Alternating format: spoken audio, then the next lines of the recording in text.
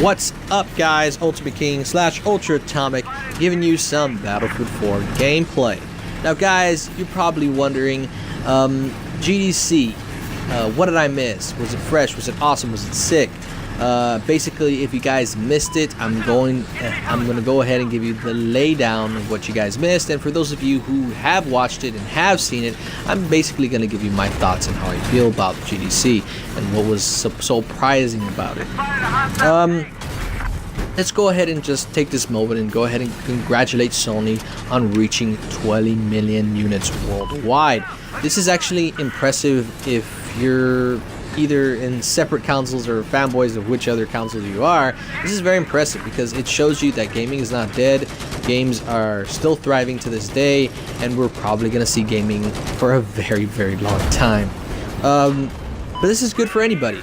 If anybody has an X1, I would see this more, think of it as this. If Sony does good, Microsoft tries to push to do good. And in the end, it's just gonna benefit the gamers.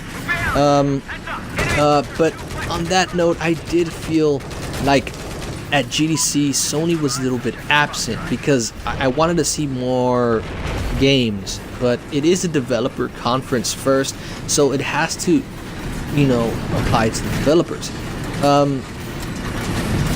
We did see the Morpheus headset, and that's something cool. I didn't really, you know, I feel like it was a little bit of a gimmick, but it has improved. For those of you who enjoy how the Morpheus launched and everything, and you're into virtual reality and you believe in virtual reality, this does feel like it's improved majorly. Now, do I still stand on this is going to replace your TV? Or basically, is it gonna be now a necessity as a console? No. I still don't think you need this as a part of your, you know, your console experience or PC experience or wherever you play it. I think it's kind of like that. It's just a gimmick right now, and I still feel that way after what I saw. I did see major improvements, but still a little iffy on it. HoloLens did open my eyes into it, but it wasn't really virtual reality, and that's probably why it's a little more appealing, because you're not really taken out of the real world. It just makes things that is already there and puts them in a new perspective. For example, HoloLens, I think, is a very good example of that. I mean, I think for games like, for example, this game, you're seeing the minimap on the side, you're seeing the bullet count on the side.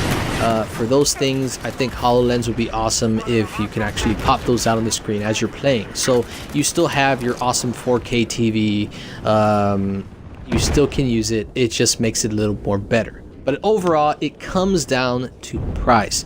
It starts coming down, it starts looking better when you hear the price count.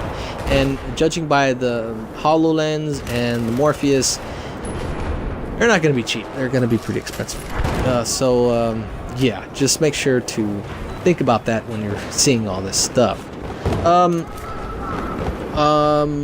However, Microsoft did, you know, show a lot of stuff. Basically, I feel like it was more for Windows 10. We didn't really see much of Xbox, but they did talk about it. And I'm a little bit iffy about it. Like, at first I was all for it. Everybody's connected. I like that. I really do. A lot of people have Windows devices. And I think it is very cool for, you know, Windows to be integrating with X1 and 360 and all those other platforms that they have available. And I just think that's a very good idea, and it's brilliant. Sony thought of it, and but the problem is with Sony, their devices, a lot of people kind of, you know, there wasn't that many for people just to jump on and, you know, buy their device, and it just wasn't really doing that well. But this is really good. I have a lot of Windows products, and I think that's just, I find it more appealing. However, for PC members that kind of want, you know, gaming for Microsoft to thrive again, Microsoft offered free Xbox Live for them.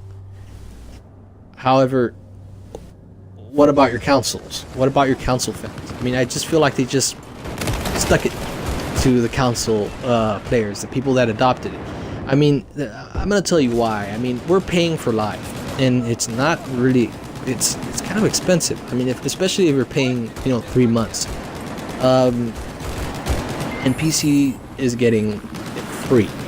And the way how they introduced it is like, okay, basically you're getting the same thing at Xbox, except you're getting it free, and that's a no-no. I mean, hell, if you're gonna make it free for them, make it free for us.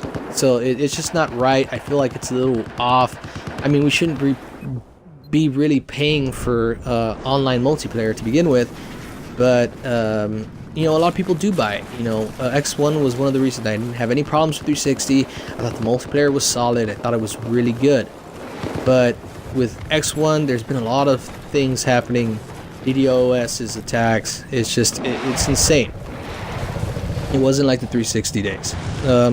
So yes, it is a little off, and they're offering it free for PC users, but X1, they're just, yes, it's a charge base. So I find that a little, it's a little kind of disappointing. But possibly this could be a part of their plan. I mean, who knows? We'll know more about it later on in the year.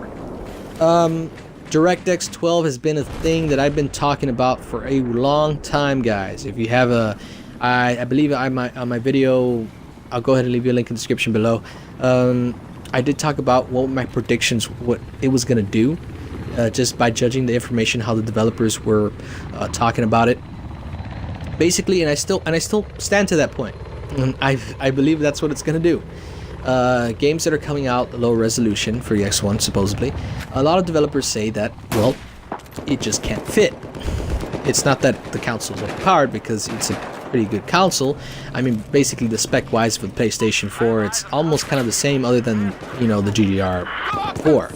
But overall, the processor, everything else other than that, is pretty similar. But they just can't fit that resolution gap, and I think DirectX 12 will do that. Now guys, I'm just gonna I always say this, DirectX 12 is not gonna give the X1 a power boost. It isn't. It's not. Hardware is hardware. All this is software for developers to make porting easier. This is not gonna give an Xbox boost in graphics, guys. Just remember that. Guys, this will be the end of my video. Don't forget to rate, comment, subscribe, and don't forget to click that like button on your way out. Ultimate King / Ultra Atomic out.